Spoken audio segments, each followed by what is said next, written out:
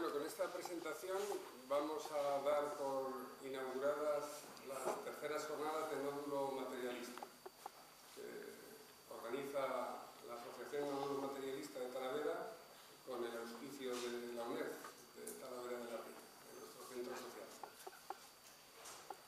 Estas jornadas empezaron su trayectoria en 2012 porque los que forman parte del nódulo materialista en Talavera, pues organizamos las jornadas de la Asociación de la Sociedad de Filosofía de Castilla-La Mancha, que trataron sobre el tema del bicentenario, el tema de la hispanidad.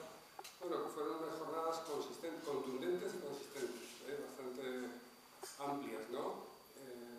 Y claro, como cogimos ya un poco de inercia, pues hemos hecho en 2013, en 2014 y en 2015 estamos haciendo las terceras jornadas de nódulo materialista.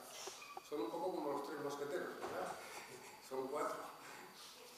Bueno, este año el título del tema genérico es el papel de la filosofía en el bachillerato.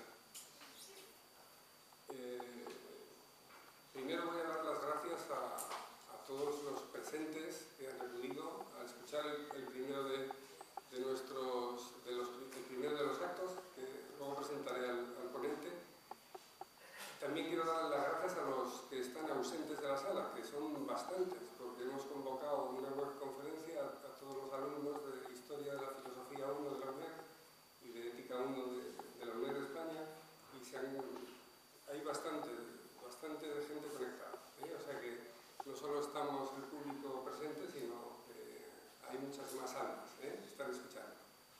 Luego además quedará grabada la conferencia interna en la UNED y la estamos grabando externa para que en la página de nódulo materialista pues también puedan verla pues, muchos interesados en esta sociedad nuestra que trata de desarrollar la filosofía de Gustavo Bueno y que tiene pues muchos seguidores tanto en España como en Hispanoamérica. Bien, el ponente que tenemos hoy para comenzar nuestras jornadas es el decano de la Facultad de Filosofía de la UNED, el profesor Jesús Zamora Bonilla, y como pueden ver en la proyección tiene un título lo que va hoy a tratar, que es Más Sócrates y menos Platón. Ahora nos explicará el porqué de este título. Bueno, Jesús Zamora Bonilla, ya les he dicho, es el decano de la Facultad de Filosofía, es catedrático de Lógica y de Filosofía de la Ciencia en la UNED y doctor en Filosofía y en Economía. Su labor docente lleva pues, casi 30 años, desde los principios de los 80, en institutos, más de una década, y luego en la Facultad de Filosofía de la Universidad Carlos III y ahora en la UNED. Bien, ha desarrollado una labor investigadora pues, bastante amplia sobre distintos temas, ¿no? Sobre realismo y racionalismo, también semántica de la teoría científica, de la filosofía de la ciencia. Sobre filosofía de las ciencias sociales, desarrolla sus investigaciones sobre la aplicación de la teoría de juegos a la investigación científica y también investiga sobre cuestiones de educación. Yo creo que también se ajusta a este tema bastante a la temática de nuestras jornadas, que tienen que ver con el papel de una de las disciplinas educadoras o educativas, ¿no? Para los jóvenes. Tenemos a mucho público que vienen del centro Padre Juan de Mariano, del instituto, que les ha animado a venir mi compañero Julián Rodríguez. Y yo les animo porque quizá de ahí salga algún profesor. Yo estudié los cursos de antes de ir a la universidad también nocturno y ahora soy profesor de filosofía. O sea que, quién sabe, ¿no? Lo que puede salir de aquí. Bueno, el trabajo investigador se ha traducido en diversos trabajos que están expresados en distintos artículos de distintas revistas de lengua hispana y extranjera. Ha escrito diversos libros, como por ejemplo Ciencia Pública y Ciencia Privada, El Mercado del Saber, otros más. También está dedicándose últimamente sobre todo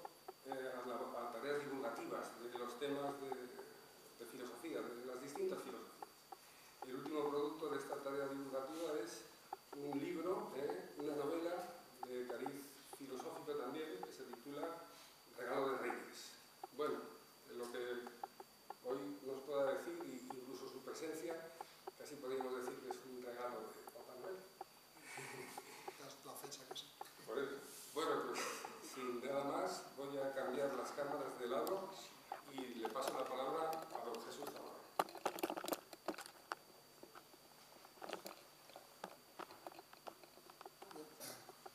Pues muchísimas gracias. No sé si se oye, se me oye bien los alumnos que estén viéndonos desde la distancia. Pues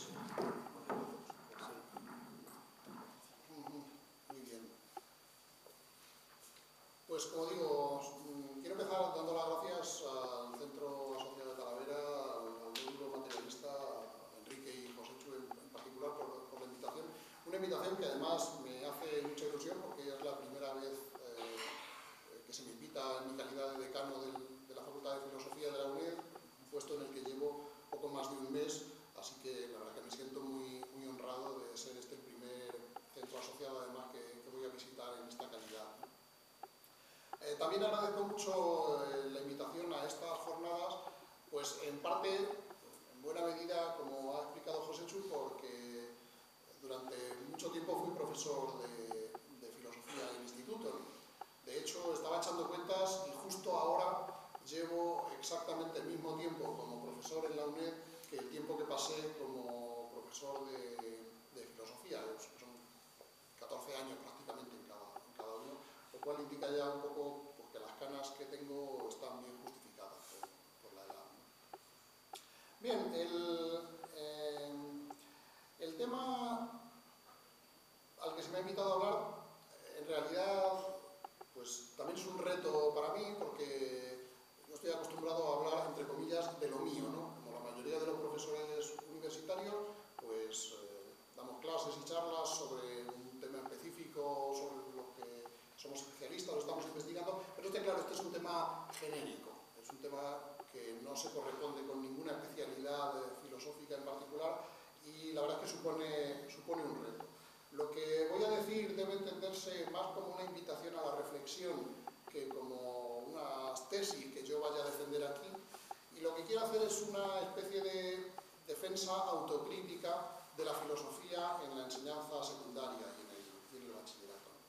El título, como bien ha señalado Joséchu, tiene su ironía, ¿no? Está inspirado, para el que lo conozca obviamente, en el libro relativamente reciente, muy famoso, Más Platón y menos Prozac, ¿no? Pues a mí Platón siempre me ha caído un poquito, no sé cómo decir. Y digo, bueno, pues yo prefiero Sócrates antes que Platón, ¿no? Y al final de la charla pues creo que se verá un poquito por qué. Del cuadro también hablaré un poquito al final, del cuadro que he elegido para ilustrar el inicio de la ponencia. Esto es donde tengo que apuntar, aquí. Bueno, hay algunas... A ver si consigo... A ver alguna parte de la proyección que a lo mejor no se ve bien. Aquí, ahora yo creo que... Bueno, un título un poco más explícito.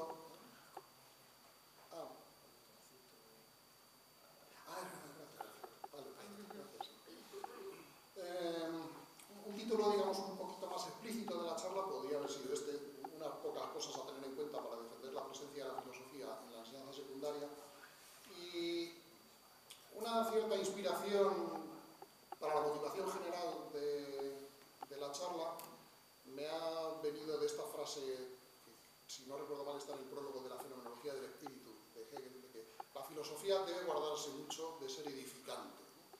Y esta va a ser un poco el hilo conductor de mi charla.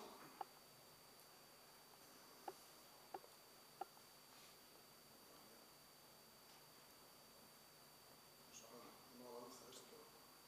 A lo mejor... con el... Esperemos que no. Ese es el eco de Platón, que no es la caverna.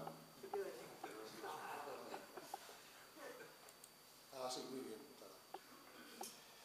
Bien, pues, digamos, me he saltado una diapositiva, exactamente. Este es el esquema de la charla, que va a tener 3 partes. La primera, voy a defender la tesis de que defender la enseñanza de la filosofía no es hacer filosofía. La segunda tesis es que al defender la enseñanza de la filosofía, una cosa que debemos evitar es hacer mala filosofía, si nos ponemos a hacer filosofía. Y por último, pues voy a dar algunas líneas un poco tentativas y por supuesto muy discutibles de cuáles son algunas ideas autocríticas que podemos plantear en defensa de la filosofía.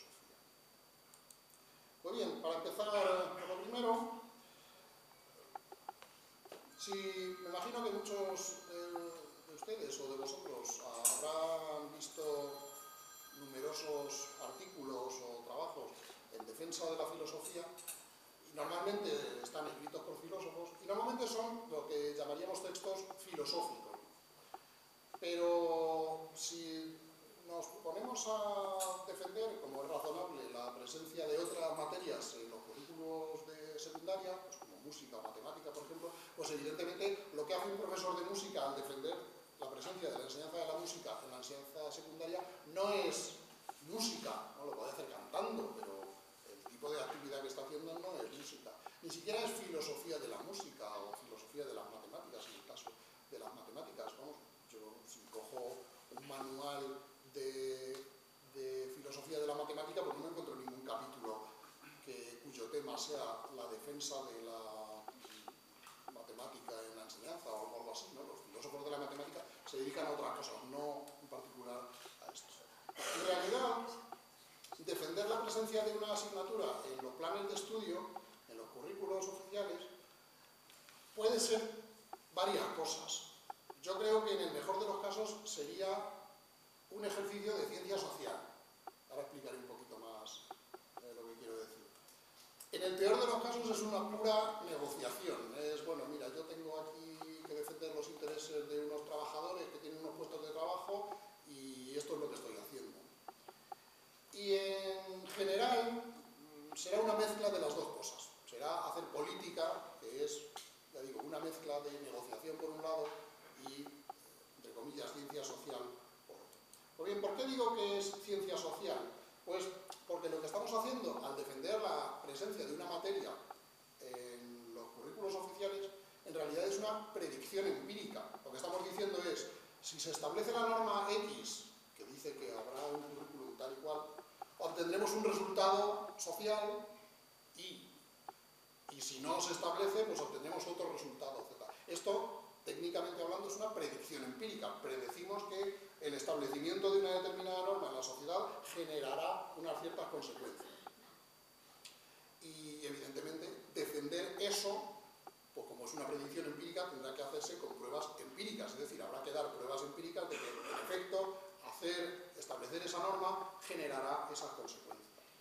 Otra cuestión, naturalmente, es justificar por qué el resultado al que lleva establecer una norma es mejor que el resultado al que lleva establecer una norma distinta o no establecer ninguna, pero en fin, eso ya es otra cosa de la que también hablaremos, ¿no? En cambio, al contrario de esta idea de que defender la presencia de una materia en un currículum es un ejercicio de ciencias sociales, normalmente lo que hacemos los filósofos al defender la presencia de la filosofía es filosofar, es hacer filosofía, que es al fin y al cabo lo que supuestamente mejor sabemos, ¿no? Pero en fin, esto es distinto.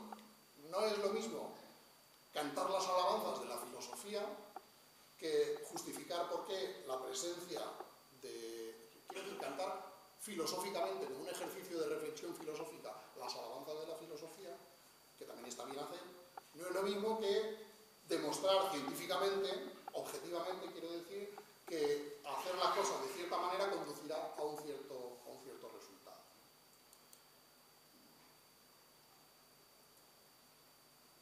Es más, mi impresión subjetiva es que este tipo de defensa, en el sentido de intentar demostrar objetivamente que la presencia de la filosofía en el bachillerato o en la enseñanza secundaria es necesaria para obtener ciertos resultados en la sociedad, pues es un movimiento bastante peligroso.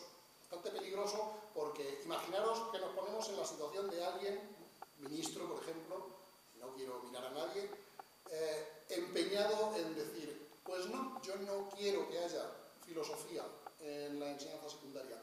Y nos podría decir, y tengo pruebas empíricas de que, bueno, perdón, puedo decir dos cosas. Yo tengo pruebas empíricas de que la presencia de la filosofía tampoco tiene las consecuencias tan deseables que ustedes dicen al defenderla, pero tampoco ustedes me están aportando pruebas empíricas, objetivas, de que es así de razonable, ¿no? Y digamos que es muy difícil argumentar contra este ministro que la presencia de la filosofía en la enseñanza ha servido para lo que supuestamente en los argumentos en defensa de la filosofía se dice que tendría que servir. Esto es, por empezar con la parte autocrítica, ¿no? Ahí estoy pasando las ponencias, porque imaginémonos, ¿qué tipo de hechos podemos alegar? No quiero decir opiniones acerca de en qué consiste la filosofía, sino qué hechos del funcionamiento real de la sociedad contemporánea o de la historia, qué hechos podemos alegar para defender que la filosofía es muy necesaria. Bueno, pues podemos, por ejemplo, aportar argumentos históricos que muestren que la filosofía ha sido importante para el desarrollo de la sociedad libre y democrática y del bienestar contemporánea, pues a través de su influencia indirecta en cosas como la regulación del derecho, que por supuesto ha requerido de profundas reflexiones filosóficas, de la política, de la ciencia, del arte, etcétera, etcétera. Pero esto es un argumento para decir que, bueno, la sociedad necesita filosofía en algún sentido. No es un argumento que nos consiga demostrar que todo el mundo tiene que estudiar filosofía. Bueno, ha sido importante que los juristas que han desarrollado el derecho supieran filosofía, que los científicos que han tenido ideas para transformar las teorías del pasado hayan tenido influencia de la reflexión metafísica, epistemológica, etcétera, etcétera, pero no es un argumento de por sí para demostrar que es importante que todos los ciudadanos que terminen el bachillerato necesitan saber filosofía, ¿no? Tampoco nos podría decir este ministro, bueno, demuéstreme usted que las personas que han estudiado más filosofía son mejores personas, mejores ciudadanos, son incluso más felices que las demás. Bueno, pues tampoco está muy claro esto, ¿no? Que los profesores de filosofía pues tampoco parece que seamos mejores personas por términos. Bueno, yo sí, pero no sé, a lo mejor, bueno, y todos, por supuesto, los aquí presentes, pero seguro que todos conocemos a algunos que no son mejor persona que el profesor de biología, o que el carnicero, o que el taxista, o que... y por supuesto no más felices, necesariamente, ¿no? De hecho, leí hace poco un estudio sobre si los profesores de ética en la universidad, bueno, era un estudio hecho, creo que en Estados Unidos, aunque los profesores de ética de España es distinto. Si los profesores de ética tenían un comportamiento más ético que la media de los otros profesores o que la media de la población en general. Y el resultado parece ser que no eran más... A lo mejor se daban más cuenta de lo lejos que estaba su conducta con respecto a los ideales éticos de lo que se da cuenta un personaje normal, pero no ese darse cuenta de lo lejos que está su comportamiento de los ideales no le hacía cambiar su comportamiento para que se acercara más a los ideales, porque su comportamiento era exactamente igual de bueno o malo desde el punto de vista ético que el del resto de la gente. Sí recuerdo un estudio mucho más casual que decía que en alguna universidad se había medido qué departamento era, o mejor dicho, cuánto tendían a no devolver los libros que se sacaban en préstamo de la biblioteca cada departamento de la universidad, ¿no? Y el departamento de filosofía moral era de los que más libros se quedaban y no devolvían, ¿no? Así que no, hay que andar con piel de prueba. Y luego, por otro lado, este ministro malévolo pues nos podría decir, bueno, no me diga usted que los filósofos son muy necesarios para el desarrollo de la democracia, porque todos los regímenes regímenes políticos, por muy corruptos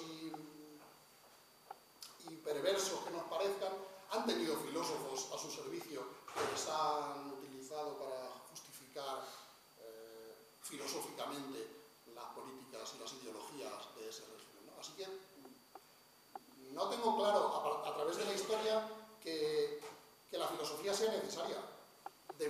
¿Tiene usted datos mejores que estos para demostrarme que es necesaria la filosofía? Y como sospecho que será muy difícil encontrar estos datos, pues, bueno, voy a saltarme esto, pues me parece que esta forma de defender la filosofía diciendo lo beneficiosa que es para la sociedad no es una forma muy útil, en realidad. En el sentido de que queda muy bien, retóricamente, mediáticamente quizá, pero es muy fácil argumentar en contra de ella. O sea, si este fuera el único argumento que tuviéramos para defender la filosofía, la presencia de la filosofía en la enseñanza, pues posiblemente no iríamos muy lejos, a poco maquiavélicos que fueran los que intentan recortar la presencia de la filosofía. Y voy a poner un ejemplo de este tipo de defensa para el que tenga un problema e intentar resolver ese problema. Así.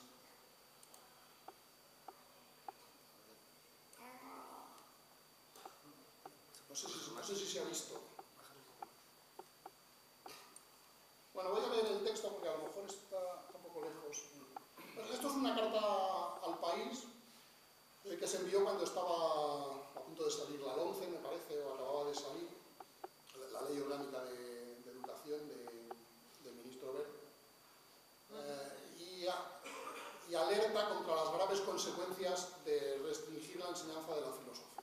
Y es una carta muy bonita, desde luego es todo un ejemplo de literatura. Dice, sin esta asignatura un bachiller desconocerá, por ejemplo, el significado de la democracia al no estudiar las aportaciones de Locke, Rousseau, Habermas, el fundamento de la justicia al ignorar a Aristóteles, Stuart Mill, Rawls, el valor de la dignidad humana al no estudiar a Kant y a la escuela de Frankfurt. No podrá apreciar el arte del Renacimiento y el Barroco sin el neoplatonismo y Leibniz, respectivamente, la belleza de la poesía romántica sin las teorías de Schiller y Hegel, el sentido de las vanguardias artísticas sin Kierkegaard y Freud. Las literaturas española y europea contemporánea serán incomprensibles porque Schopenhauer, Nietzsche y Sartre serán solo nombres vacíos, y sin Descartes, Comte o Popper se verá incapaz de valorar el impacto social de la ciencia. Además, ¿cómo entenderá la sociedad en la que vive? Marx y Russell serán espectros. Hannah Arendt, Simone de Beauvoir y María Zambrano jamás habrán existido. Bueno, yo la primera reacción que tuve al leer esta carta es esta de ojalá hubiera habido filosofía cuando yo fui al cole. Porque sería mucho más culto si hubiera habido filosofía y hubiera estudiado todo esto. Pero en fin, en vez de atribuirme a mí mismo esta frase, pues no sé, se me ha ocurrido atribuírsela a otro. Pues este señor no creo que haya llegado a segundo de bachillerato, las cosas como son. Pero en fin, suponiendo que hayas llegado, pues no parece que Rousseau, Hegel, Kierkegaard, etcétera, le hayan servido de mucha ayuda. Fijaros, ¿cuál es el principal problema de esta defensa de la filosofía? Bueno, primero, que es la defensa de una filosofía ideal. Es decir, ¿cuántos alumnos de bachillerato han terminado, segundo de bachillerato sabiendo algo de todos y cada uno de estos autores citados aquí? Pues no sé, a lo mejor en los últimos 10 años, 2 o 3, y son gente poco recomendable estos 2 o 3, posiblemente. No es desde luego gente normal. Pero es que vamos mucho más allá. Cojamos a todos y cada uno de los profesores de filosofía de España, yo incluido, e intentemos que nos digan una explicación de 15 minutos sobre cada una de las aportaciones de uno de estos autores citados aquí a propósito del tema sobre el que son citados. Es decir, que nos explique cuáles son las aportaciones de Locke al significado de la democracia, cuál es la importancia de la filosofía de Schiller para comprender la poesía romántica, ¿Cuál es la importancia de Descartes o de Popper para valorar el impacto social de la ciencia? Bueno, yo no sería capaz de hablar 15 minutos sobre cada uno de estos temas, sobre cada uno de estos autores, explicando por qué es importante para el tema al que se refiere aquí. Sobre algunos sí, porque los conozco algo mejor, pero sobre otros muchos no. Hay algunos que he leído bastante, hay otros que he leído algo sobre ellos, hay algunos sobre los que he tenido que explicar o incluso examinarme, hay otros sobre los que no he leído nunca nada. Bueno, perdón, hay algo, de todos he leído siempre algo sobre ellos, pero hay muchos sobre los que nunca he leído nada de ellos.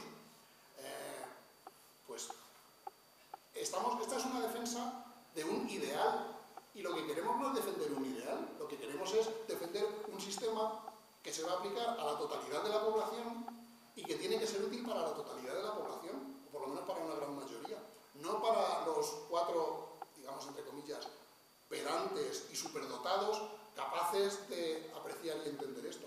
Yo desde luego, pues se conoce que no puedo comprender la literatura española y europea contemporánea porque de Sartre sé muy poquito, de Nietzsche sé un poquitín más y de Schopenhauer no sé prácticamente nada, más que 4 vaguedades. Pero bueno, creo que no soy una persona que tenga especiales problemas para disfrutar de una novela de Hemingway, de Joyce o de Cela. No es algo... El haber estudiado la filosofía de Schopenhauer no es algo que yo eche en falta existencialmente en mi vida. Y me considero que con respecto a nivel cultural, por suerte o por desgracia, estoy un poquito por encima de la media. Entonces, este tipo de defensa me parece que un político la puede utilizar si quiere defender la filosofía, pero un político que no quiera defenderla, sino que le interesen otro tipo de cosas y prefiera disminuir las horas de filosofía, pues tiene muy fácil ignorar este tipo de argumentos. Bien. ¿Qué podría responderse ante esta crítica? Bueno, pues podríamos decir, si estamos intentando defender la presencia de la filosofía ante este ministro malévolo, ¿no? Bueno, pues es que sí, tenemos horas de filosofía, pero no eran suficientes. No nos da tiempo a estudiar a Schopenhauer. Si nos dan otro año, pues tenemos a Schopenhauer, a Hannah Arendt, etcétera, etcétera. O también podemos decir, bueno, sí, hemos tenido bastantes horas de filosofía, pero es que la filosofía hasta ahora no la hemos explicado bien. Bueno, no sé, pero tampoco, no creo que haya sido muy mal, pero tampoco hay ninguna garantía de que en el futuro vaya a hacerse mejor. Y luego también podría decirse, bueno, sí, es que la filosofía, lo que pasa es que el mundo sin filosofía habría sido mucho peor. Sin filosofía quiero decir como asignatura obligatoria en la enseñanza secundaria. Pues habría sido mucho peor si no la hubiera habido. Pues es difícil, que esto es una situación contrafáctica, pues es difícil de demostrar que sería así, ¿no? Así que este tipo de defensa de la filosofía como un ejercicio de ciencia social, es decir, como un ejercicio de predecir qué va a ocurrir si establecemos una cierta norma en vez de otra norma, pues es complicado, difícil, resbaladizo y casi mejor no meterse ahí. Por otro lado, al fin y al cabo no podemos evitar que nuestros prejuicios, nuestros intereses, etcétera, intervengan en nuestros argumentos. Así que, si empecé diciendo que defender la filosofía no era hacer filosofía, entendido en el mejor sentido, en el sentido más objetivo, más científico posible, bueno, pues me rindo y digo, bueno, pues vamos a hacer filosofía. No va a ser muy útil intentar hacer ciencia social para defender la filosofía, así que vamos a hacer filosofía, ¿no? Y entonces aquí hay dos cuestiones que corresponderán a las dos siguientes partes de la charla, ¿no? Una es, bueno, vamos a hacer filosofía, pero con una actitud crítica. Si defendemos que la filosofía es importante porque fomenta la actitud crítica, pongámonos de manifiesto y seamos críticos con lo que estamos diciendo, seamos autocríticos, ¿no? Y por otro lado, aunque esto en realidad sería una consecuencia de lo primero, aunque lo voy a comentar procuremos no hacer mala filosofía cuando hacemos filosofía para defender la filosofía, ¿no? ¿Qué quiero decir con esto de mala filosofía? Bueno, pues que si hacemos malos argumentos, en sentido de filosóficamente malos, en el sentido de que es más probable que te suspendan un examen de filosofía si pones este argumento, por decir una definición operacional de mal argumento, bueno, pues cuanto peores sean nuestros argumentos, menos éxito tendremos. Más dará la impresión de que no tenemos buenos argumentos y que por lo tanto lo único que queremos en el fondo es defender nuestros puestos de trabajo. O también corremos el riesgo de que, bueno, pues si esto es lo que dicen los filósofos, pues no me parece interesante como para hacerles caso, ¿no? Y luego puede ocurrir que sean argumentos filosóficamente malos, deficientes, pero que suenen bien, que de cara a los medios de comunicación, por ejemplo, suenen bien. Bueno, pues hacer mala filosofía simplemente porque en los medios de comunicación suena bien, pues a mí, personalmente, pues me parece que es hacer un flaco favor al valor de la filosofía, ¿no? Y que yo creo que el valor principal que tiene que tener un filósofo es la honestidad intelectual. ¿Sí?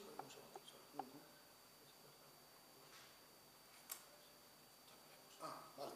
Parece que me había quedado como un fantasma. Eso ha sido el ministro malévolo que no le estaba gustando mucho. Bueno, pues, ¿qué errores filosóficos, desde mi punto de vista, ya digo que esto es una opinión muy personal y muy subjetiva, y por supuesto, filosofías, pues hay muchas, hay muchísimas corrientes de filosofía, y a los que defendemos una determinada corriente de la filosofía, pues las otras nos parecen peores y viceversa, ¿no? Pero ¿qué errores me parece que deberíamos tener cuidado en evitar? Pues primero dar una visión demasiado naif, demasiado ingenua de la filosofía, ¿no? Como decir, bueno, es que la filosofía es preguntarse por qué de las cosas. Los niños desde pequeños se preguntan por qué. No sé, si eso es la filosofía, pues es como lo que decía Groucho Marx, ¿no? Esto es tan fácil que lo puede entender un niño de 5 años. Por favor, tráiganme un niño de 5 años, ¿no? Pues eso, si la filosofía es eso, pues ya está. Bueno, preguntamos por qué en el bar y no hace falta que lo hagamos en el instituto, ¿no? Este es un error, digamos, no demasiado serio, no demasiado grave, simplemente si yo mismo lo he cometido esta mañana, ¿para qué nos vamos a engañar? Pues a mí me han llamado esta mañana de los medios de comunicación locales para hablar un poquito de la charla y pues, ¿qué vas a decir en un medio de comunicación? Pues esto, que la filosofía es muy importante como pensamiento crítico y bla, bla, bla, bla, bla, bla. Pero no deja de ser un eslogan, no es en realidad un pensamiento serio, un pensamiento filosóficamente serio. Quiero decir que uno no va a pasar a la historia de la filosofía diciendo, yo he descubierto que la filosofía consiste en pensar críticamente. Bueno, sí, pero no deja de ser una trivialidad. Más serio me parece el error de confundir todo lo que no es filosofía con una especie de batiburrillo demoníaco que tendría incluido dentro de pues, estas cosas que pongo aquí, ¿no? El economicismo, el consumismo, el tecnologicismo, el cientificismo, la sumisión en vez de la libertad, la alienación, el positivismo, el relativismo, que hablaré un poco más adelante, ¿no? Y en cambio la filosofía, identificarla con pensamiento crítico, reflexivo, libertad, madurez, etcétera, etcétera. Pues no. El ser humano es muchísimo más complejo que esto. O sea, no hay simplemente tú haces filosofía y entonces tienes pensamiento crítico, tú no haces filosofía y eres un Kiko Rivera, en el mejor de los casos. Pues no, hay gente que no es para nada víctima del consumismo ni del cientificismo y no han pensado en cuestiones filosóficas ni han estudiado filosofía en su vida. Y hay gente que ha estudiado filosofía y son, vamos, lo que les gusta es ir a McDonald's y cosas así, ¿no? O cosas peor. Y que esta dicotomía no existe en realidad. Suponer que existe como una especie de centro neurálgico de tu cosmovisión sobre el cual estás defendiendo la existencia de la filosofía en los currículos de secundaria, pues es simplemente basar tu defensa en una filosofía muy, muy, muy sólida desde el punto de vista teórico. Bueno, esto es un poco, lo he puesto como un punto distinto, pero en realidad sería otra forma de decir el mismo punto, ¿no? Suponer que, bueno, cuando uno hace filosofía, entonces ya está en contra del pensamiento único. Yo no he visto frase más repetida en las últimas décadas que lo de pensamiento único. Todo el mundo está contra el pensamiento único. Pues tan único no será si hay tanta gente que está en contra. Y tener una visión conspiranoica de cómo funciona la sociedad y pensar que, pues esto que yo estaba diciendo en broma del ministro malévolo, porque yo quiero que la gente no piense y sean únicamente consumidores y buenos empleados de las multinacionales y buenos camareros o cosas así, ¿no? Pues no, la sociedad no es así de sencilla. O sea, no hay... la sociedad tiene muchísimas cosas criticables, pero no es. Y es mejor entender cuáles son las cosas criticables de la sociedad para actuar sobre ellas que imaginarnos cuáles son y fundamentar nuestras actividades revolucionarias sobre una idea que es bastante pueril. Pero hay otros errores, digamos estos son los más llamativos y comunes, ¿no? Y quizá no demasiado peligrosos, ¿no? Pero hay algunos, bueno, no sé si peligrosos, pero hay algunos que como argumentos filosóficos me parecen peores todavía, ¿no? En el sentido de que lo anterior es tan burdo que cualquier filosofía seria, cualquier filósofo serio que cojamos, pues sea de la corriente que sea, porque sea de Habermas, Popper o Rawls o Zizek o cualquiera, va a decir cosas mucho más sofisticadas que eso, ¿no? Aunque sea desde el punto de vista muy distinto, ¿no? Pero estos, en cambio, son errores que tienen, los dos que voy a comentar a continuación, que tienen algo así como un cierto barniz de solidez intelectual, que a mí me parece que en realidad es nada más que un barniz. Primero, la idea esta de que, bueno, la filosofía no tiene que justificarse por su utilidad, porque, como ya explicaba Aristóteles, hay cosas que son buenas porque son buenas para conseguir algo, y hay cosas que son buenas no porque sean buenas porque son útiles para conseguir algo, sino porque son buenas por sí mismas. Y de hecho el propio Aristóteles, de las pocas cosas que identificaba como buenas en sí mismas, era lo que llamaba la vida teórica. O sea, la vida que consistía en no tener que trabajar, que eso desde luego no puedo estar más de acuerdo con Aristóteles, y dedicarse a la reflexión sobre cosas profundas e importantes, ¿no? Y bueno, y es verdad, o sea, podemos asumir que hay cosas que no son buenas por su utilidad, sino que son buenas en sí mismas. Pero esto, aunque puede ser una justificación de la existencia de la filosofía como actividad humana, no es una justificación, no puede servir como justificación de la existencia de la filosofía como una materia en el currículum de secundaria. Porque al fin y al cabo de lo que estamos hablando no es de si eso que vamos a dedicar una serie de horas en los colegios e institutos, no se trata de si es bueno por sí mismo o si tiene utilidad. Incluso suponiendo que sea bueno por sí mismo, hay posiblemente otro millón de cosas que sean buenas por sí mismas y podríamos dedicar esas mismas horas a ese otro millón de cosas que también son buenas en sí mismas. Y entonces lo que tendremos que hacer es justificar no solo por qué la filosofía es buena en sí misma, sino porque es mejor que esas otras cosas que también son buenas en sí mismas.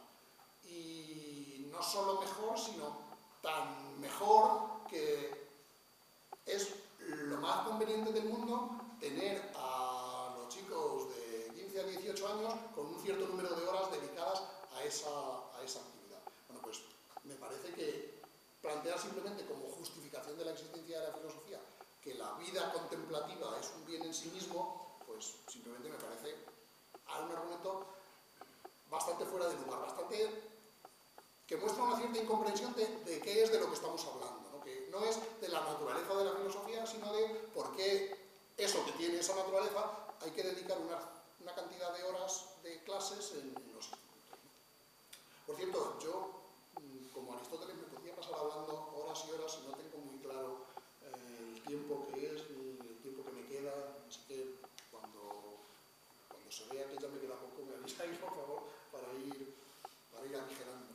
Vamos por la 14, son 28. Sí, bueno, sí, pero bueno, pero yo no puedo pasar una hora con una, o sea,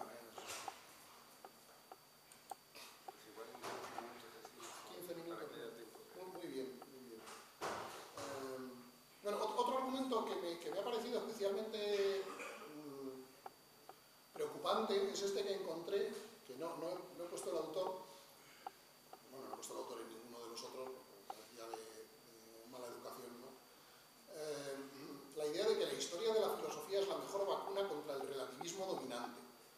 Bueno, a mí esto primero me echó para atrás porque a mí lo que me gusta es el relativismo. O sea, yo no quiero que me vacunen contra el relativismo. Yo lo que creo es que el relativismo es la mejor vacuna contra el dogmatismo y autoritarismo previamente dominantes. Y precisamente creo que estudiar historia de la filosofía es bueno porque fomenta el relativismo, no porque nos vacune contra el relativismo, porque nos enseña precisamente que hay muchas formas de pensar y ha habido muchas formas de pensar y sobre las cuestiones fundamentales de la vida pues no hay respuestas dogmáticas y definitivas, ¿no?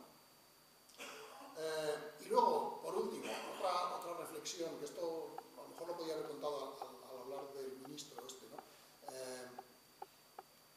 Que hay que tener en cuenta que España es uno de los países donde más horas de filosofía se estudian. No solo en los institutos, aunque a lo mejor hay algún país que dedica todavía más horas que España a la filosofía en este aspecto, sino que España es de los países que más estudiantes de filosofía tiene en la universidad. En parte por el hecho de que al ser la filosofía una materia obligatoria en el bachillerato, pues normalmente ha habido bastante salida profesional para los estudiantes de filosofía en comparación con otros países, sino también porque bueno, la tradición española de estudiar filosofía pues ha existido y aquí pues ha sido relativamente normal. Pero en cambio, a pesar de que somos uno de los países donde en relación al número de habitantes más gente que estudia filosofía, pues tampoco tenemos en España, entre comillas, filósofos de relevancia académica mundial, o por lo menos no tenemos tantos como puede haber en otros países. Quiero decir filósofos que en todas las universidades del mundo donde se estudie filosofía dentro de 100 años, a estos filósofos se les va a estudiar. Pues los profesores de filosofía a lo mejor tampoco lo estamos haciendo tan bien cuando no producimos filosofía tan relevante, ¿no? Esto lo podría haber metido también en la parte de autocrítica que viene después, ¿no? Te digo que estos son impresiones subjetivas mías. Posiblemente pues, esté equivocado y posiblemente seguramente habrá otras opiniones. En fin, ya para ir... que no se ve, es que posiblemente cuando toque algo... Sí, ahora sí. Cada vez que dice ministro... Cada vez que digo ministro, se ve. Ellos lo ven. Ellos lo ven. Aunque no se ve aquí, ellos lo ven. Vale. Estupendo. Muy bien, gracias. Bien, en fin. Y ahora tenemos esta segunda parte un poco más negativa, como no debería ser, pienso yo, una defensa de la filosofía en la enseñanza secundaria, en el bachillerato. Ahora voy a intentar aportar algunos argumentos sobre cómo se podría defender y qué en particular se podría defender de la enseñanza de la filosofía en el bachillerato. Ya digo que también desde un punto de vista pues, completamente subjetivo. También se tiene que notar un poco aquí que soy bastante relativista, ¿no? Bien, la principal idea es que si defendemos la filosofía porque pensamos que es buena para conseguir ciertos fines, o incluso que es buena por determinada noción de la vida humana, tenemos que ser coherentes y no decir, bueno, nosotros queremos que haya filosofía para conseguir estos fines y no nos importa que esta filosofía esté dentro del marco de un sistema educativo que tiene, por otro lado, tantos, entre comillas, defectos que hacen prácticamente imposible alcanzar estos fines que decimos que la filosofía tiene que tener. Pensar otra vez en el ejemplo de la carta al país que puse antes. Incluso si suponemos que el objetivo de la filosofía es hacer que la gente sea más capaz de entender en qué sociedad vive, sea más capaz de entender el arte, la literatura, la ciencia, etcétera, etcétera, el papel social de la ciencia, quiero decir. La cuestión es, si el resto del sistema educativo no cambia, solo por el hecho de añadir unas horas de filosofía vamos a conseguir esto. A lo mejor el problema por el que la filosofía no ha conseguido todo esto no es porque los filósofos o profesores de filosofía lo estemos haciendo mal, a lo mejor es porque lo estamos haciendo lo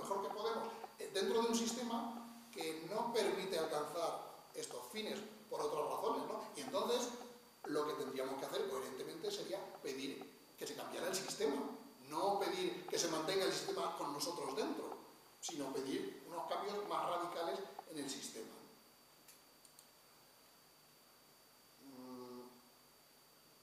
Pero esta parte a lo mejor es un poco más polémica. Por ejemplo, últimamente al hablar del problema de la filosofía en el bachillerato con la nueva ley, se ha insistido bastante en el asunto de la eliminación de la obligatoriedad de la historia de la filosofía en segundo de bachillerato. Pero a mí en particular me parece más grave lo que ocurre con la asignatura antes llamada Educación para la Ciudadanía, la que había más antes todavía en cuarto de la ESO, Ética, y que ahora han sido eliminadas y sustituidas por una especie de ética cívica o valores cívicos, no sé exactamente no recuerdo el nombre exacto, como alternativa a la religión. Pues bien, si estamos diciendo que la función de la filosofía es hacer que los alumnos obtengan la capacidad de hacer una reflexión crítica sobre los valores humanos, sobre el puesto del hombre en el cosmos y sobre las diversas concepciones del mundo que ha habido, pues me parece que es muy criticable que permitamos que una gran parte de los alumnos no tengan la posibilidad de hacer esta actividad desde el punto de vista de una asignatura, digamos, basada en la racionalidad pública, basada en los valores colectivos, sino que se dice, bueno, ahí está muy bien pensar sobre los valores y sobre el sentido de la vida y todo lo que queramos, pero a los alumnos cuyos padres quieran que esta reflexión la hagan bajo la tutela de una confesión religiosa determinada, les vamos a permitir a esta confesión religiosa, les vamos a permitir que tengan el monopolio de transmitir la reflexión sobre los valores a estos alumnos. Es decir, a estos alumnos se les prohíbe acceder a una reflexión laica, pública, común, colectiva, sobre los valores, intersubjetiva. Y se les está diciendo que tú no tienes derecho a tener una cosmovisión, a tener una reflexión objetiva, racional, intersubjetiva sobre los valores que definen la vida humana, sino que esa reflexión va a ser tutorizada desde unos ciertos dogmas, desde unas ciertas posturas doctrinales. Me parece que esto es bastante más grave como atentado a ese objetivo que pretendemos conseguir con la filosofía en el sistema educativo, que lo que pueda pasar con la asignatura de segundo de bachillerato. Por otro lado, bueno, esto tiene un poco que ver con lo de la carta aquella que decía, ¿no?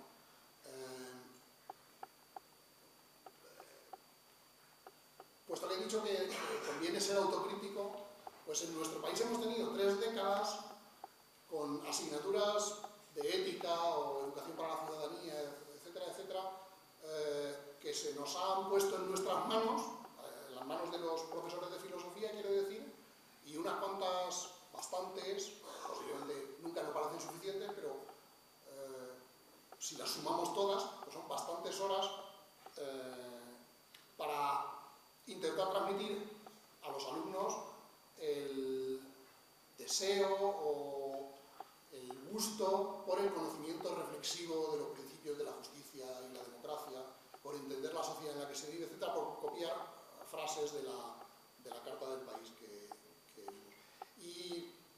Y no voy a decir que esto no ha servido para nada, porque por supuesto sí que ha servido, pero desde luego parece que la sociedad, no podemos negar, que sigue padeciendo de los males que con este tipo de reflexión filosófica pretendemos combatir. Es decir, lo hemos hecho en la medida de nuestras posibilidades, hemos posiblemente conseguido algo. Si no hubiera existido esta asignatura, pues España estaría mucho peor, no sé cuánto peor, pero desde luego no se me puede convencer, creo yo, de que la existencia durante 30 años de una asignatura de ética o parecidas en la enseñanza hayan servido para, bueno, 30 o 25 más o menos, hayan servido para que los españoles, no digo los jóvenes, porque ya no son tan jóvenes los que estudiaron entonces, para que los españoles sean el tipo de persona en el que parecía que estaba pensando el autor de esa Carta del País, cuando hablaba de alguien que comprende el significado de la ciencia, que comprende el arte, que comprende el fundamento de la justicia, etcétera, etcétera. Pues algo de responsabilidad tendremos también los profesores de filosofía, cuando con ese instrumento no hemos conseguido dar grandes pasos significativos hacia ese ideal. Posiblemente no sea por culpa nuestra, posiblemente sea porque, como decía entonces, la asignatura está dentro de un sistema que tiene ciertas propiedades, ciertas características que hacen que los objetivos para los que se ha pensado una asignatura no se puedan desarrollar. Y esta es una razón por lo tanto para pedir un cambio del sistema, más que un cambio de una asignatura más o una asignatura menos.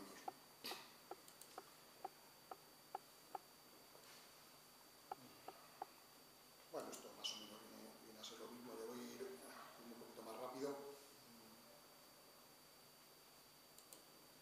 Bueno, de todas maneras, se me ha olvidado comentar al principio.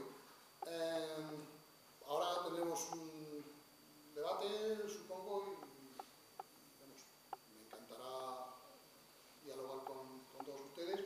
Pero además de esto, la presentación la voy a dejar colgada en mi blog y cualquier persona, tanto de las presentes como de las que nos estén viendo por Inteca o cualquier persona que lo vea después, pues puede entrar en mi blog, se llama Escritos sobre Gustos, para que no digan que sobre gustos no hay nada escrito, ¿no?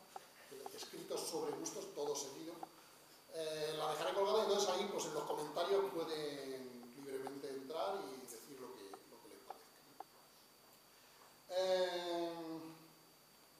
Bueno, esto lo voy saltando.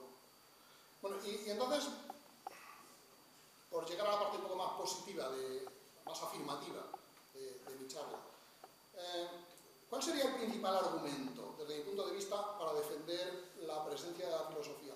Pues es un argumento que desde mi punto de vista es trivial, es decir, que no requiere estar apoyado por una filosofía profunda detrás, sino que es un argumento más bien de andar por casa.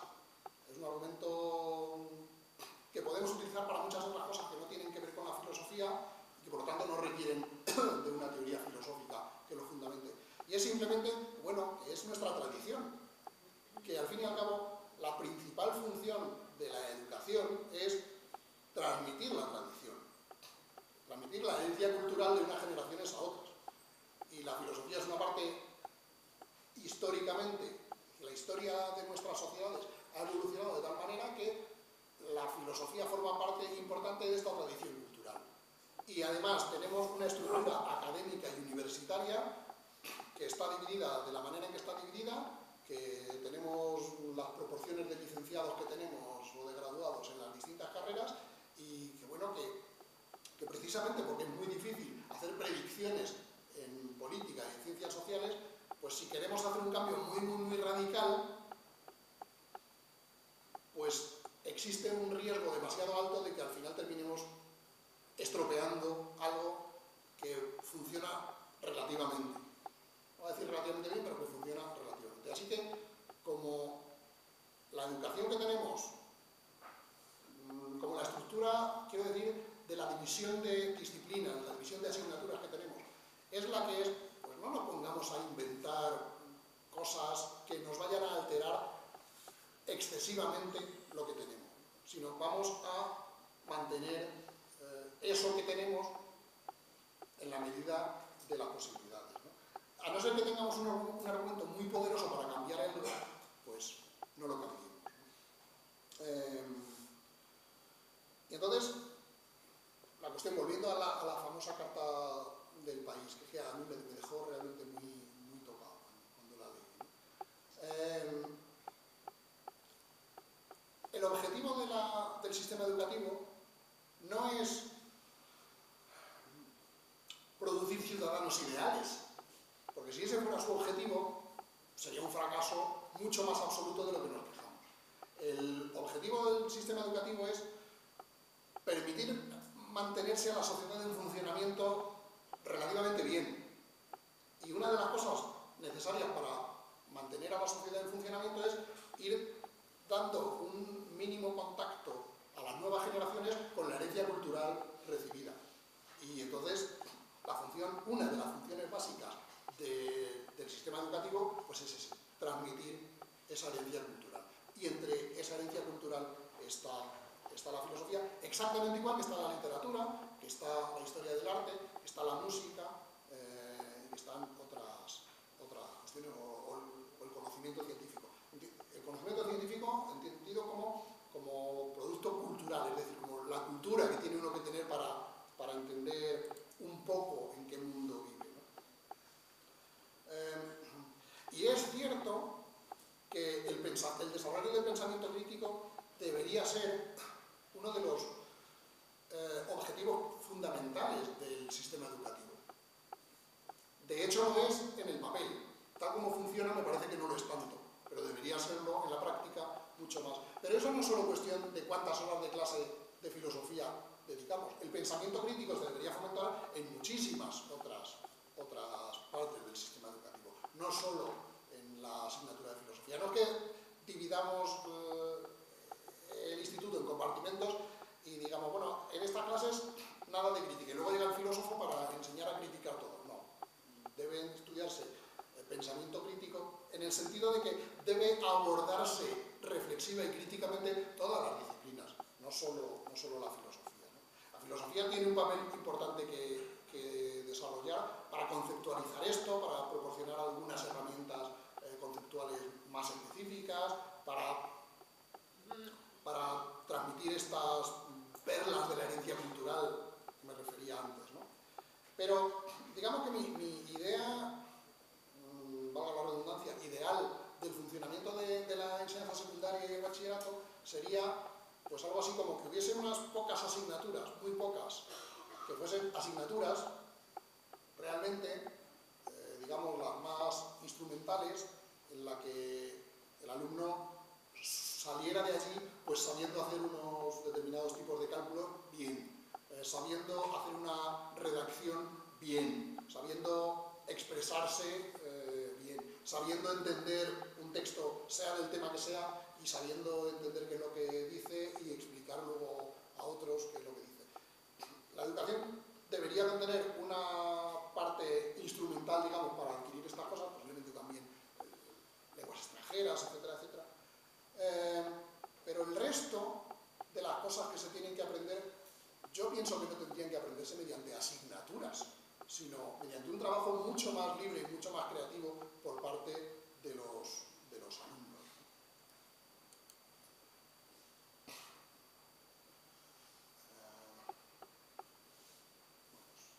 Actividades de investigación, de discusión, de debate, y en estas actividades los profesores no tienen que tener principalmente el papel de transmisores del saber y examinadores para ver si ese saber se ha transmitido correctamente o no, sino más bien guías, orientadores,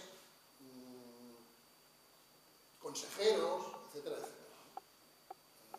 Quiero decir que si un alumno termina la secundaria y el bachillerato sabiendo escribir bien, quiero decir, dando gusto leer las cosas que escribe, notándose que entiende lo que ha leído y lo que dice, y teniendo un manejo razonable de matemáticas e inglés, todo lo demás que sepa de todo lo demás, de filosofía, de literatura, de arte, de historia, etc., pues está bien que lo aprenda por sí mismo, pero no es necesario que haya una especie de modelo estándar que meter en la cabeza de los alumnos, sino, bueno, pues esta es la herencia que tenemos. Hay a quien le gusta el arte románico y hay a quien le parece horrible, y hay a quien le gusta la música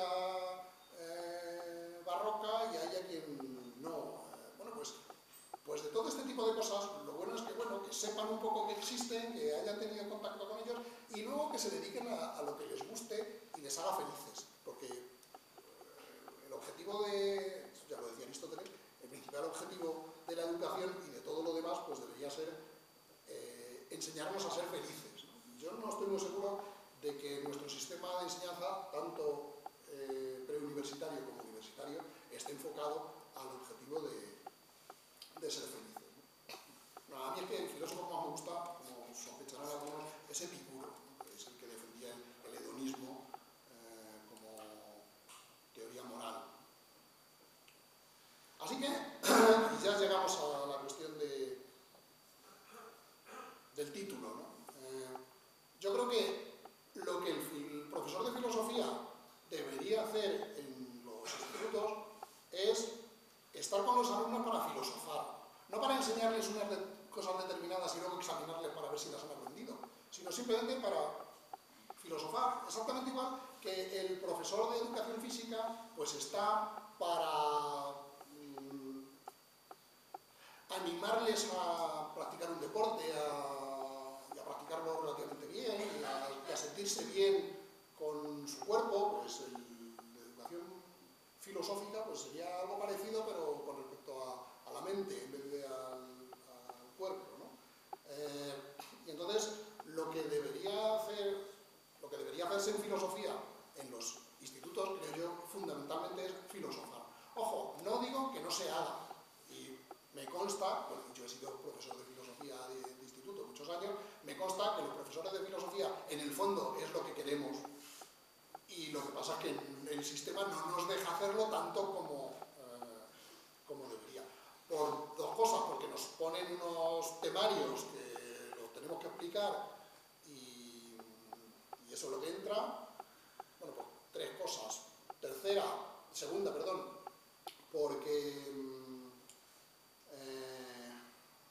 porque hay otras asignaturas y si la nuestra no es lo bastante seria, pues corre peligro, pero también hay otras asignaturas que si la nuestra es demasiado seria, también corre peligro. Y estoy pensando en las antiguas éticas, cuando eran alternativas a la religión y como vuelven a ser ahora, ¿no? Pues si te pones muy serio en la asignatura de ética, ¿qué vas a conseguir? Que los alumnos se matriculen en religión en vez de tener que estar ahí sufriendo, dándole al raciocinio en la tuya. Pues estamos rodeados de... Y había una tercera, pero ya no me acuerdo. Estamos rodeados de impedimentos para desarrollar este ideal que yo creo que en el fondo casi todos los profesores de filosofía tenemos, que es que en clase deberíamos ser un Sócrates. Porque acordaros, Sócrates, según dicen, no sabía nada, solo sabía que no sabía nada, y no tenía respuesta a ninguna pregunta. Lo que era muy bueno haciendo preguntas. Y tan bueno era que sus conciudadanos se hartaron de él y le condenaron a muerte por preguntón. Y en el fondo yo creo que esto es a lo que nos dedicamos a la filosofía nos gusta, ¿no? Pues preguntar y ejercitarnos y enseñar a ejercitarse en esta dialéctica de la construcción y destrucción de argumentos y de conceptos, ¿no? Que no tiene por qué ser concepto filosófico, porque Sócrates no cogió la filosofía que existía en su tiempo y empezó a desmenuzarla con argumentos. Él hacía argumentos con respecto a los conceptos que usaba la gente a su alrededor sin provenir de ninguna filosofía. Pues que es el deber, que es la piedad, que es la amistad, lo que sea, ¿no? Y en cambio, los filósofos estamos condenados por el sistema a actuar en clase como un Platón. Platón, discípulo de Sócrates, tuvo la idea, que no voy a entrar a calificar, de pensar que era más listo que su maestro. Y si el maestro solo tenía preguntas, yo voy a encontrar las respuestas. Y entonces diseñó toda una construcción intelectual muy, por supuesto, loable en términos filosóficos, toda la construcción intelectual para ofrecer respuesta a estas preguntas. Y nos han colado a los filósofos la obligación de obligar a los alumnos a que en junio, en la selectividad, le cuenten a otro señor las respuestas que daba algún otro filósofo a estas preguntas, que lo que le gustaba a Sócrates solo era preguntar, no responder. Así que, por terminar, yo creo que otra reivindicación importante que tendríamos que hacer los filósofos es, por favor, que quiten el examen de selectividad de filosofía, o que lo cambien, que no consiste el examen de filosofía de selectividad en ver lo bien que se ha aprendido un alumno la teoría de Platón, la teoría de Santo Tomás o la teoría de Descartes o la teoría de Kant, para que luego le pregunten a un candidato a presidente lo que piensa de la ética de la razón pura y cosas así. En todo caso, sería mejor un examen de filosofía de selectividad, como se hace en otros países, por el poco conocimiento que tengo de sistemas extranjeros, pues en Francia y en Alemania hay un examen de filosofía, pero es lo que llamaríamos un ensayo. Se propone un tema que no es necesariamente un tema filosófico, porque pueden ser el problema de los refugiados, por ejemplo, y el alumno tiene que argumentar sobre ese tema. Y lo que se le enseña en los años de instituto al alumno es, en parte, algunas teorías para que tenga herramientas conceptuales con las cuales montar estos argumentos, pero sobre todo a montar estos argumentos. Y no se le enseña solo en la asignatura de filosofía, sino que en las otras asignaturas también los alumnos tienen que demostrar lo que saben, no contando de memorieta las respuestas en un examen, más o menos. Siempre da lugar para mostrar que reflexiona y entiende, por supuesto. Pero hay una carga mucho menor de la memorización y mucho mayor de la propia construcción de argumento. Y esto ya sí que es lo último de todo, veis que queda una transparencia, y es una última reflexión. Es que todos sabemos que, bueno, si la filosofía la identificamos con la libertad, parece en contrasentido que la filosofía sea obligatoria. Y además todos sabemos, porque conocemos a los jóvenes, que una cosa que lo que más les atrae a un joven es que algo esté prohibido. Así que, en consecuencia, yo creo que, esto ya medio en broma, medio en serio, ¿no? La mejor manera de defender a la filosofía es prohibiéndola. Prohibamos la filosofía y entonces los jóvenes tendrán unas ganas enormes de dedicarse a la filosofía. Y bien, ya esta sí es... La charla ya ha terminado, esto es simplemente la fuente de la imagen que puse al principio y otra vez al final, un cuadro de Jean-Baptiste Regnault, un pintor de la época de la Revolución Francesa, que se titula Sócrates arrebatando a Alcibíades de los brazos del placer. Y hombre, yo diría que no es este el Sócrates que yo defendería, que le deje un ratito a Alcibíades en los brazos del placer por lo menos, y luego ya habrá tiempo para filosofar. Bien, con esto termino la charla. Muchas gracias.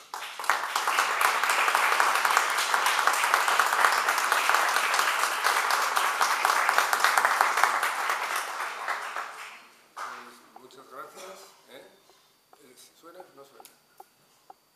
Muy bien, muchas gracias. Y ahora pues pasamos a un turno de preguntas. Que el que quiera preguntar no tiene más que levantar la mano. Si hay muchos brazos en alza, yo ordeno, pongo orden, quiero decir. A mí me interesaría preguntar también, pero me quedaré para el último.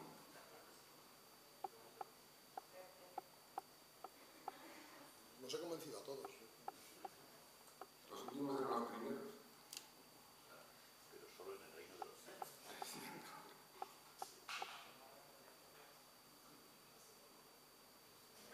Bueno, pues adelante, el público. No hay micrófono de... No, no tenemos micrófono en pie. Vamos a ver, felicitar al doctor por la conferencia. Ha tocado muchísimos puntos. Yo tengo que reconocer que lo que más me ha gustado, porque yo esperaba que la conferencia se fundamentara más en más Sócrates y menos Platón. Y bueno, pues ha sido interesante también la argumentación que usted ha puesto, que ha desarrollado para defender la presencia de la filosofía en los currículos oficiales, ¿no? Bien, pero yo quería que al final más Sócrates, es decir, más diálogo, más dialéctica del profesor de filosofía o profesora con sus alumnos y menos Platón. Lo que pasa es que, como usted ha dicho, las cosas no son tan fáciles y tan dicotómicas. Es decir, para poder filosofar con los alumnos y alumnas, lógicamente esos alumnos y alumnas tienen que formarse desde Platón. Es decir,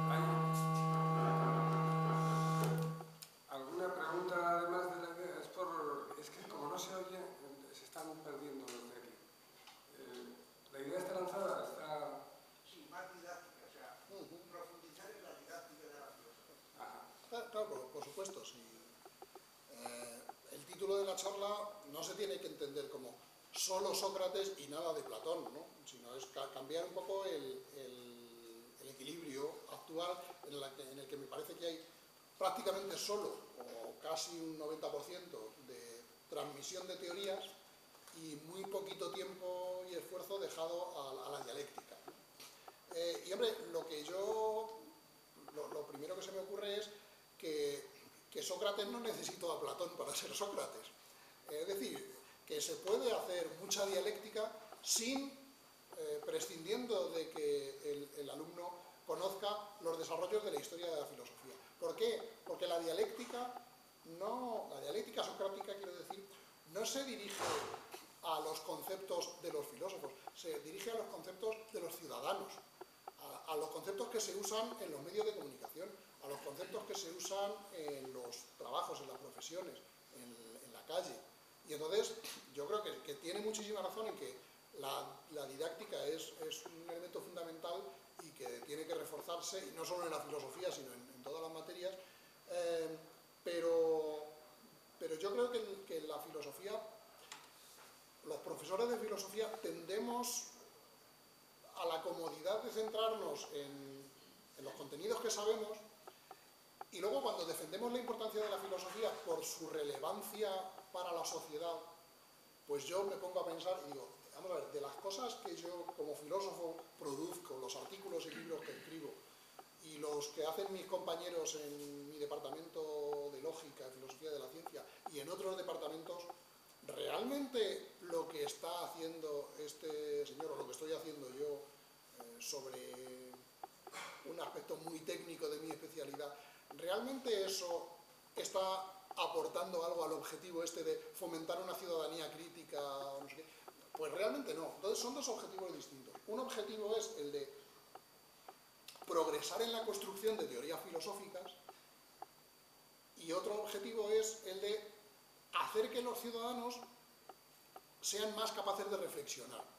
Y no necesariamente tienen que ser capaces de reflexionar sobre las teorías filosóficas, sino es importante que reflexionen sobre todo lo demás también. Y yo creo que uno de los grandes defectos de nuestro sistema educativo, tanto en la enseñanza media como en la universitaria, es que los profesores hemos sido inoculados algo así como con la idea de que nuestro objetivo es crear copias de nosotros mismos, y que el objetivo del profesor de filosofía es educar a sus alumnos para que se conviertan a su vez en profesores de filosofía, y que el objetivo del profesor de física es educar a los alumnos para que a su vez se conviertan en físicos.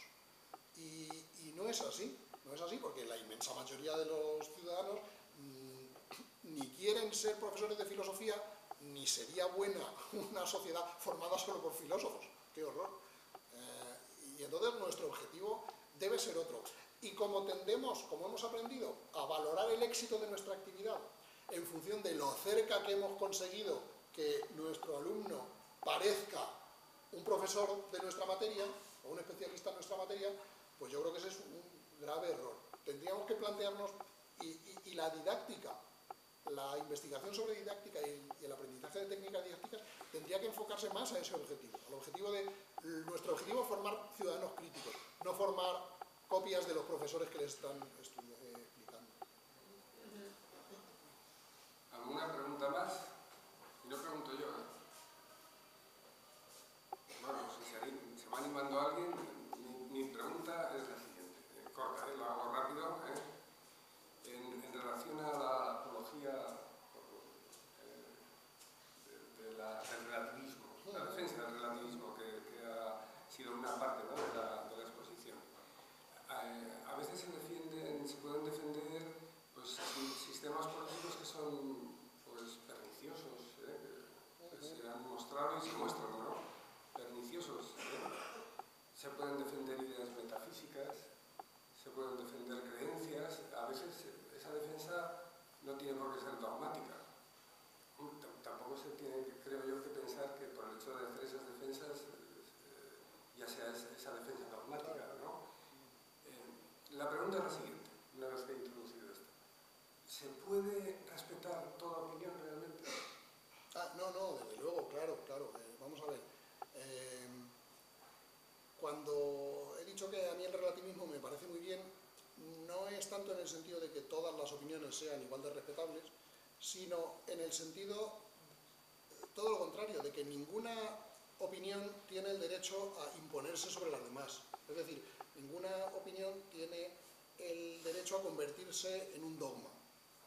Y mientras ninguna opinión, mientras ningún punto de vista tenga el derecho a imponerse a las otras, al resto de los ciudadanos, de manera violenta por la fuerza, pues me parece que está bien que todo el mundo tenga derecho a pensar lo que quiera. Estoy hablando sobre todo de pensar lo que quiera en materias morales, más que, hombre, en ciencia no, o sea, no es lo mismo pensar que las vacunas funcionan que pensar que lo de que las vacunas funcionan es un timo. O sea, una cosa son los hechos, estoy hablando más bien de los valores, porque yo creo que el texto que citaba se refería más bien al relativismo moral, más que al relativismo epistemológico, ¿no?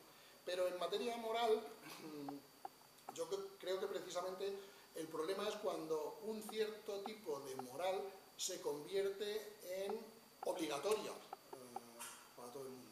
Mientras dejemos que ninguna moral sea obligatoria, que todo el mundo tenga libertad para adoptar la que quiera, siempre que no se la imponga a los demás, pues me parece que no hay, no diré que no hay ningún problema, pero que es un tipo de sociedad que yo personalmente prefiero a una sociedad en la cual una determinada moral se impone obligatoriamente a todo el mundo.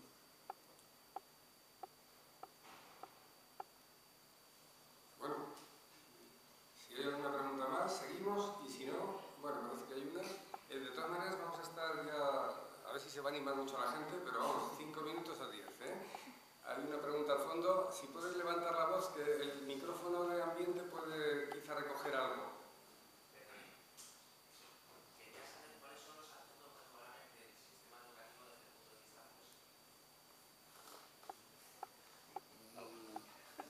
filosófico. Yo también quisiera saberlo. ¿Podrías explicar un poquito más a qué te refieres con lo de desde el punto de vista filosófico? Crítico. O sea, quieres decir que...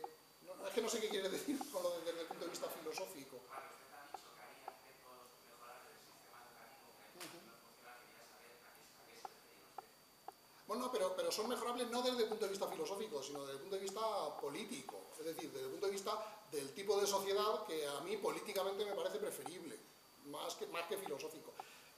Desde el punto de vista filosófico no sabía si entenderte como qué tipo de filosofía debería enseñarse en vez de otras, que ahí no entro, o qué teorías filosóficas apoyan o pueden utilizarse para defender el sistema educativo, que más bien mi charla iba encaminada a que, mira, mejor no utilicemos la filosofía para defender el sistema educativo. Entonces, yo lo que propongo más bien es que defendamos el sistema educativo y defendamos la filosofía dentro del sistema educativo, pero no como si nuestro argumento fuese la conclusión de una teoría filosófica determinada. Pues entonces, el que viene con otra teoría filosófica no tiene por qué aceptarlo. Y entonces, digo, defendamos el sistema educativo en función de juntémonos la gente y decidamos cómo nos gustaría que fuera, más que juntémonos los filósofos y decidamos cómo nos gustaría que fuera.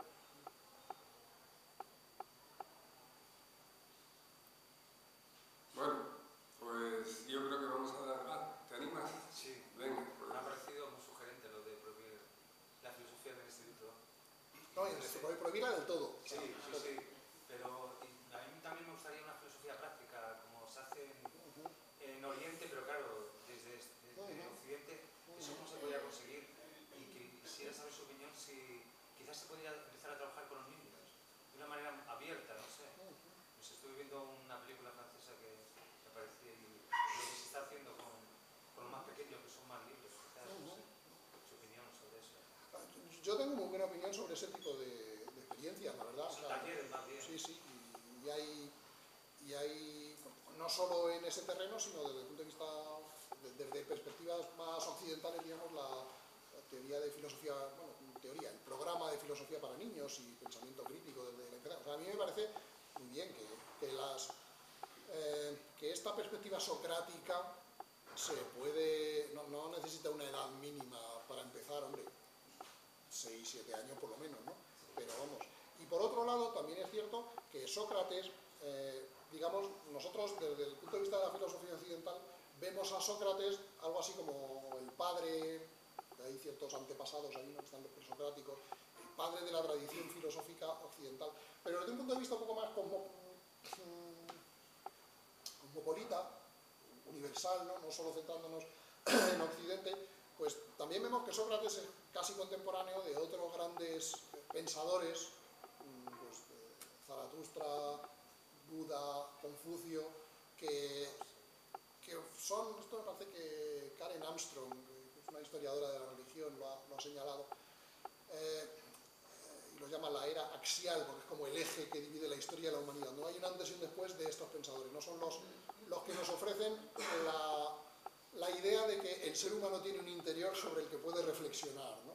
Y entonces Sócrates no sería más que una parte de esta tradición, ¿no? Entonces me parecería muy bien incluirla dentro de esta otra tradición más grande, claro. Una filosofía, y esa filosofía práctica, ¿cómo se podría fundamentar? Sacándola de las aulas. Ah, bueno, es que en ese tema yo ya lo siento, pero no, ya quisiera yo saber algo sobre el tema, no le puedo decir. Hay una compañera de mi facultad que se dedica a filosofías orientales y que sabe mucho más que yo de eso. Hay una asociación en Madrid que se dedica a esto. Sí, vamos, pero desde luego completamente de acuerdo. Bien, pues yo creo que ya es la hora.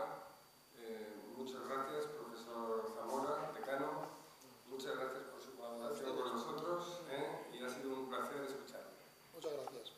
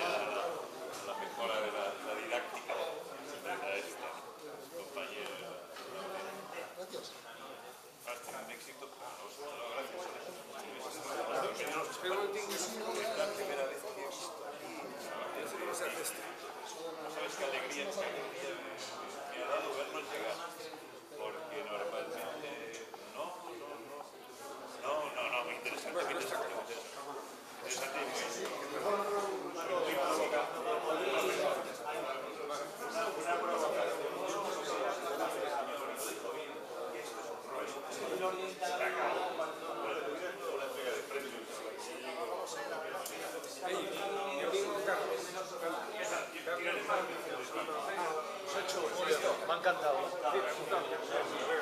Mañana nos vemos, ¿vale? Mañana nos vemos a las 7, ¿eh? Te esperamos fuera. Venga, vale, que no fuma ya. Bueno, voy a ver si corto esto. Voy a llamar. Bueno, Muchas gracias por todo. venga, a ti también. Pero si es de la mitad o lo doble o tú. Pero si ese micro. No, pero el micro que siempre lo ya controlando el micro. El problema del micrófono es que un experto. Si tú te coges un micrófono de la gente, llevamos al escenario, al patio de butacas el micrófono. Vale, perfecto. ¿Tú sabes cómo funciona un micrófono? Porque se te va a acoplar inmediatamente que te acerca a los altavoces. Se retroalimentan los altavoces por el micrófono. Y tú vas a saber apagar. Pues nos vas a tener aquí con un dolor de cabeza 20 minutos. Hay un estado crítico. Entonces hay que tener un cuidado con el micrófono, los carga el diablo. Muy bien. Bueno, voy a apagar esto, que no sé si lo sé apagar. A la A brava. Ah, ya está. Seguimos en contacto. Bueno, Vicente, Muchas gracias. mañana te veo. Mañana vengo, sí, porque tengo otras historias que hacer aquí y además vengo a últimas minutos del arte y me queda esto. Luego, también. No, será tarde, cuando acabemos, pero bueno. Bueno, que sepas que si te quedas ahí con nosotros, Está bien, hay que hacer relaciones. está tranquilizado.